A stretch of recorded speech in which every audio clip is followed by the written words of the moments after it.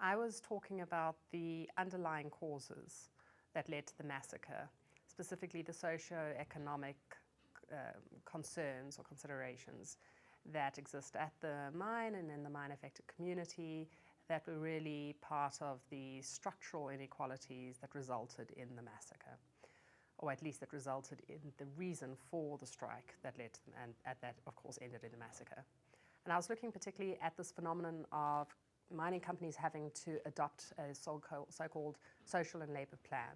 Social and labour plan is a precondition to any mining license. Every mining company that wishes to mine in South Africa under the MPRDA is obliged to adopt a social and labour plan. That social and labour plan is supposed to be adopted in consultation with affected communities, but also with so-called feeder communities. Those are the communities from which a lot of the mining workers hail. And the objective of a social and labour plan is to take some of the profits from mining and ensure that they go back into the affected community to ensure economic, social and structural development in a meaningful way that help to break the cycle of poverty. And if there was such a social and labour plan, irrespective of its content, we should not have seen this level of indigence in and around Marikana. The truth is that social and labour plan that was adopted by Lonmin spoke to the most admirable aspirations and sought to indicate or insinuate that it had in fact achieved a level of economic development. But the conditions and the reality at the Marikana mine and amongst the mine-affected communities, also the feeding communities, which is the community that will send mine workers to work on the mine.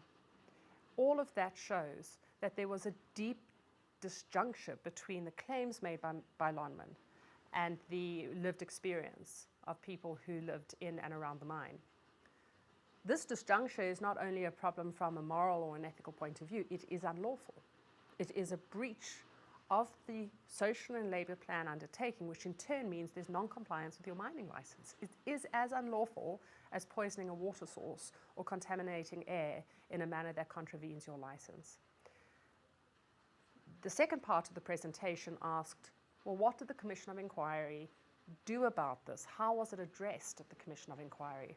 And the answer, I'm afraid, is it wasn't. There was no engagement at all with these structural issues, notwithstanding that they form part of the original regulations that established the Commission of Inquiry.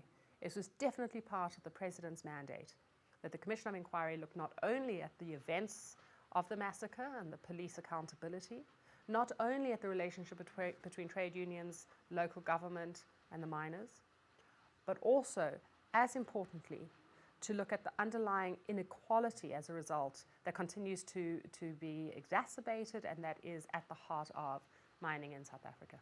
We are going to have to write up our findings, as is every entity, I imagine, that has been involved in representing a party before the Commission of Inquiry. Those findings, I think, will yield a number of results. The first is we're going to have to think about we're going to have to respond to the state's decision as to its next steps. Will the state prosecute any of the police officers involved in the shooting or any of the police officers involved in the management of the South African police services at the time of the shooting? Will there be an investigation into Lonmin? Will there be an investigation into some of the other structural issues underlying the massacre?